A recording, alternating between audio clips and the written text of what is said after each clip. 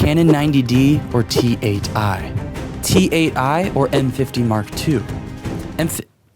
M50 Mark II or Canon 90D? Is there a way for me to put my sleeves back on my shirt?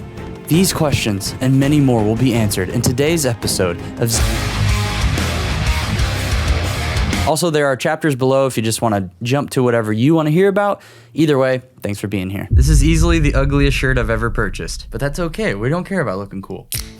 It's been a while since we've shot one of these ZMQ&A videos, and I've missed making them and talking to you guys in the comments, so here we are, we're making another one. If you don't know how it works and you want to join in on the action, all you do is drop a comment on this video, and when I go to make the next episode, I read the comments and respond to you, and it's a really good time. Okay, we're starting out with this comment from Kiera, who says, I just bought the T8i, the Canon T8i. Should I swap for the 90D? I'm gonna be honest, I don't really know what the difference is.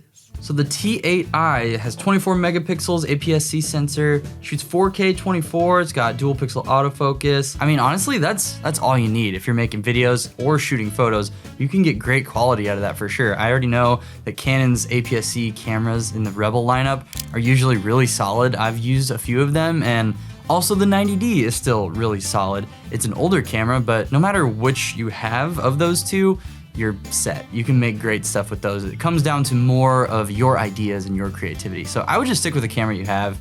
Just focus on coming up with fun ideas and maximizing how you use that camera. Learn to master it before you think about upgrading. This next comment is from Dresden Simon. That is a badass name, wow. I currently have a 90D and I was curious if it would be dumb to invest in nice EF mount glass, as EF mount cameras will no longer be made. The text is literally this small on my phone because I don't have YouTube on my phone, so I had to send myself the comments. I'm so sorry. So when I do decide to upgrade bodies, it won't be to a camera that has an EF mount, leaving me stuck with EF glass. Please help, LOL. Well, Dresden, the person with the coolest name in this episode for sure, there's a couple of different routes you could go. If you plan on staying with that camera for a few years, you could definitely just invest in EF glass because there's so much of it and there's a huge used market, you know, Sigma 18-35, probably all you need, honestly. So you can get affordable EF lenses now and just stick with that camera for a while. Or if you know you want to upgrade in the near future, you could pull the trigger on an RF mount camera, like some of these new Canons that are coming out, the R7, the R10. That way you have a camera with all the modern specs and you can start investing in glass that will probably last quite a bit longer on future camera bodies. And then also you could just sell your 90D and the EF glass that you acquire in a year, 2 years, however long, you should be able to sell it and still make some good money back and then use that to invest in RF. I wouldn't worry about it too much. I would say just make a smart purchasing decision where you are right now. Don't put yourself in debt or go crazy with anything, and hope that helps. Okay, we might have a contender for the coolest name already. This is from... Can that be beat? I don't know. Hi there, love your videos. I love you, Bonchak. I've always wanted to say that. Looking to buy a camera, looking for a user-friendly camera. Trying to decide between the Canon EOS Rebel T8i or the Canon M50 Mark II. Do you have any recommendations?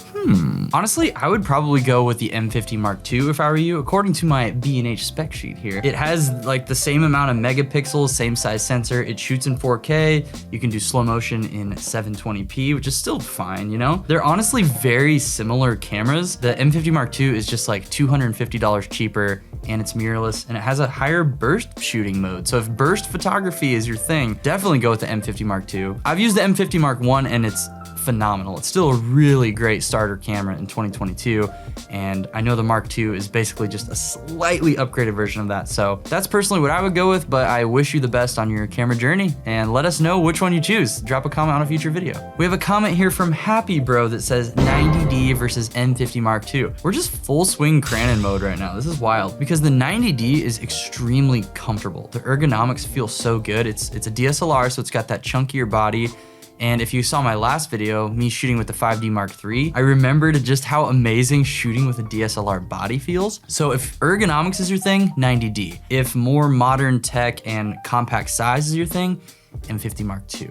Either way, you're gonna get a great camera and you'll be able to make some fun stuff with it. Our next comment is from Alfaya Wan. Next, we got our friend Candido Training HQ, and this must have been a response to something I said about resolution not being a big, important thing. They said, resolution will matter because companies will slowly move to VR. That's a good point. Canon already started with their new lens, and 8K 30 is still underpowered for VR. The transition is the inevitable way for the camera industry to rise out of the smartphone era. Innovate or die. But that does make sense. The future is gonna be VR and higher resolutions and stuff. So obviously we're going to innovate and get higher up on that. I guess my message is for current people to not get too obsessed with just always upgrading to something with higher resolution, because most likely we don't need it for what we're trying to make right now. But yes, it will be a future thing. Davidson says DJI 4D. Okay, we actually do have a subscriber who lives in California and has a 4D, and he said that I could borrow it for a review, but I'd probably have to fly out to him. And right now I'm working full time at my job, so I don't think I'd be able to do that really anytime soon. I guess if we can get 50,000 likes, dude, I'm flying to California and making a DJI 4D video. If we get 500 likes, I'll actually do it. Yo, Slim Dre Drizzy says, shout out to the kid with Starfire. Dude, that kid was me, bro. I was the kid playing with my Teen Titans toys, and I'm unashamed. I had the whole like ship for them where you could like put all the action figures in there and make them like go underwater in the bathtub, which I definitely didn't do. I promise I didn't. And I also definitely didn't dress up as the Teen Titans Tower in college and go to a public event of 700 students. Okay, I did. Asafe Santos says, hey Zach, how are you? I haven't been asked that in a while. And actually, lately I've been feeling pretty good. I'm from Brazil and I'm buying now my new camera, the X-T4. Woo, congrats, dude. Thank you for the reviews. Send me some Fuji juice. Davis says, bro, just found your channel. I love your vibe so much. Moving to Nashville soon. Hope we get to meet. Davis, you should hit me up, man. I edit a lot in my editing dungeon here, which is also just my bedroom, okay? But I would love to go outside and see the sunlight and grab an iced Americano with you or something, and I'm down to clown, is what I'm saying. Breaking Bread says, hey Zach, I just came across your channel. I watched 2 videos and subbed right away and tapped that bell because you got me fiending for more. That's awesome, man. I wanted to join your Discord and become part of the community, but sadly the link is expired. Is it still possible for me to join? Much appreciated. Keep doing you. Cheers. I think I've gone back and updated every single description. If you guys want to join the Discord, it's an amazing place. We're approaching 600 members, which is really cool for a small YouTube channel like this. Video Hummus. This dude's comments are always great. It's cute to see all the tadpoles playing in the kiddie pool with their Fuji, Sony, and Canon cameras when God himself uses Pentax. I mean, this might just get dank ass comment of the day. I gotta say it, dude. It made me feel great. Thank you for blessing us. And honestly, I'm switching to Pentax, so I gotta change the title of this video now. So enjoy the hummus. Slideways Sob. Dude. That's another really good name. Holy crap. I appreciate your channel and the hashtag fujijuice trend.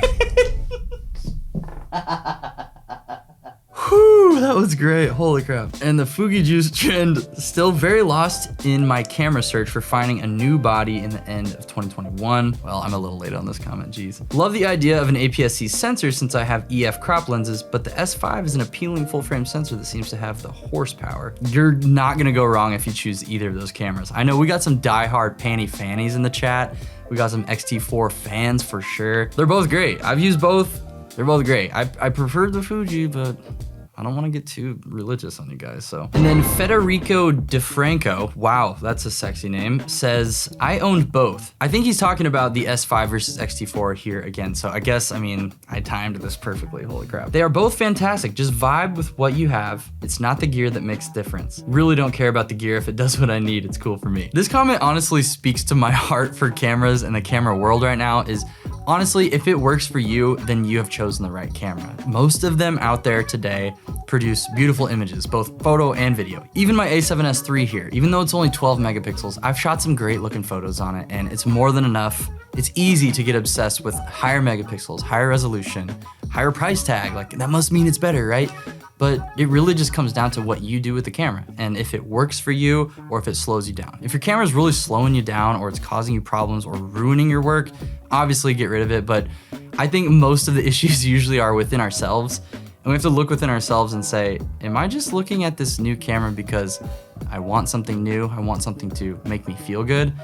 And maybe that might mean you gotta fix some other things in your life. Instead of buying new stuff, you might have to look inward and solve some issues in here. I know I've had to do that a lot this year, and therapy helps. Highly recommend every week. Yeah, I just want to say thank you to you guys for always sticking with me on this channel. I know I experiment sometimes and make videos that you're probably like, why is this on my feed? But sometimes I just got to get my ideas out there And sometimes I gotta take a break from series like this one, but I think we're back, baby. Let me know. I guess we'll see. If you guys like this video and comment on it and check it out, then maybe we'll just keep making more, because they're honestly really fun and really heartwarming, because I get to hear from you guys and talk to you guys, and you're all just sitting inside my little Sigma 24-70 right now. You're all so cute in there. I leave you with this. Please check out my Instagram, because I've been a lot more active on there.